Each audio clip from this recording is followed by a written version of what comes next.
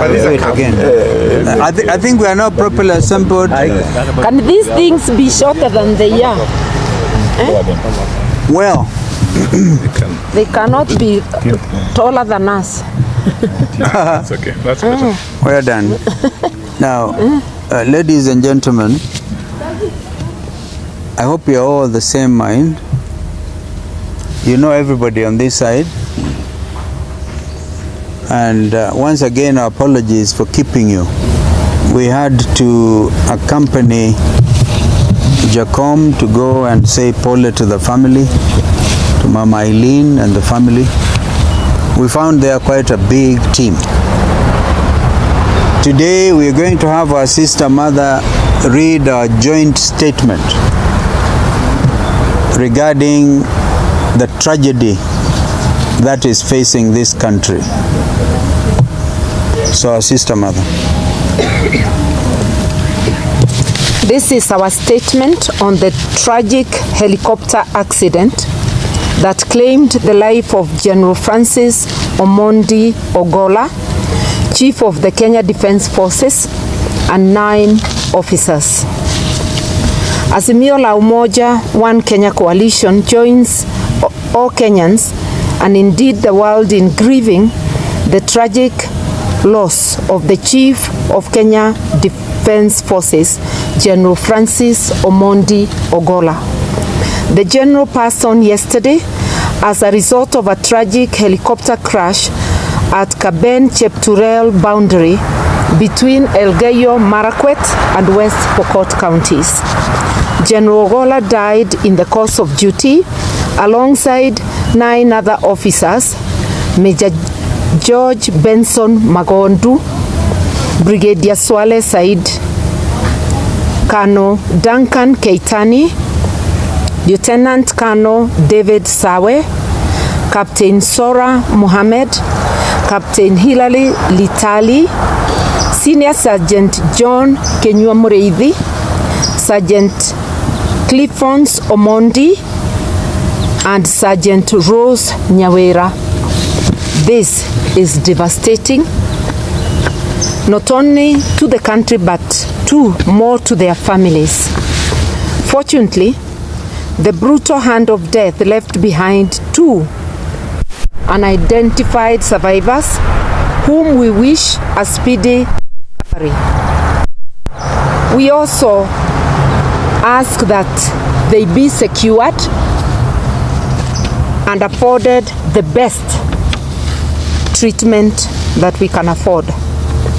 We will always remember General Ogolla as a devout patriot and dedicated soldier to the Republic of Kenya from the day he graduated.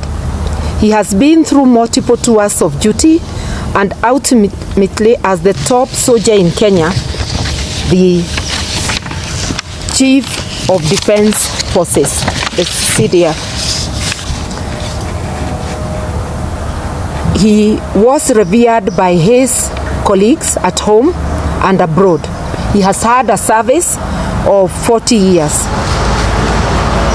Kenya's 11th CDF was a focused visionary whose impact on our disciplined forces, indeed our nation, will be greatly missed.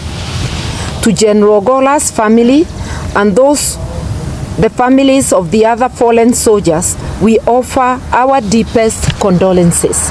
At this most difficult moment, we stand with them and our prayers are with them. As Azimio, we are deeply concerned that the Kenya Defence Forces have had several other accidents in the last 12 months, including yesterday's tragic crash.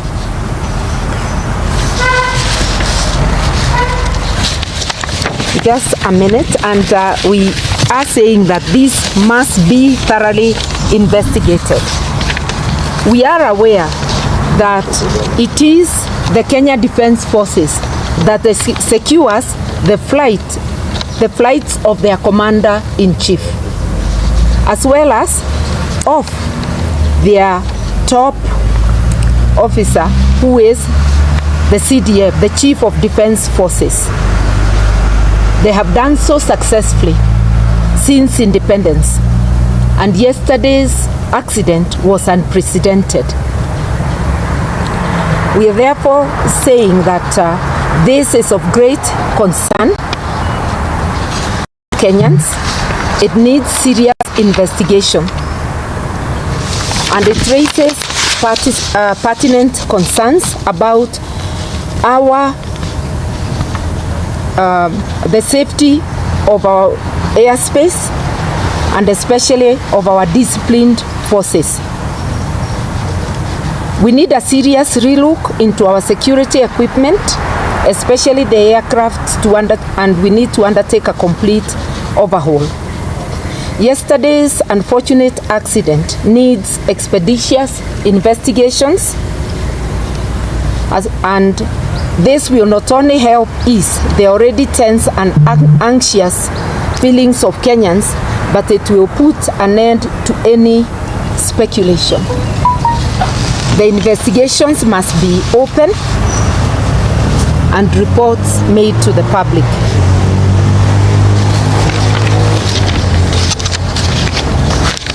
We also wish to ask the Ruto administration to consider the welfare of our disciplined forces and their families, and we suggest that in commemoration of General Ogola and the brave soldiers who died yesterday and the countless unsung heroes, the Disciplined Forces Welfare Fund should be established as soon as possible to address the well-being of our disciplined forces.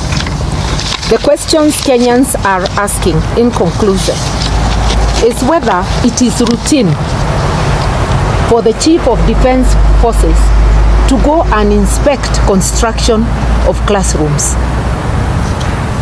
Was this a plan within the military, or was it a directive? There are many questions which beg answers. Even the visual images of that accident, I don't want to say anything more that may prejudice investigations. They leave us with anxiety, and answers are needed as soon as possible. Once again, our deepest condolences to the families of General Ogola and the 8 gallant officers who perished with him, and our prayers for quick recovery for the 2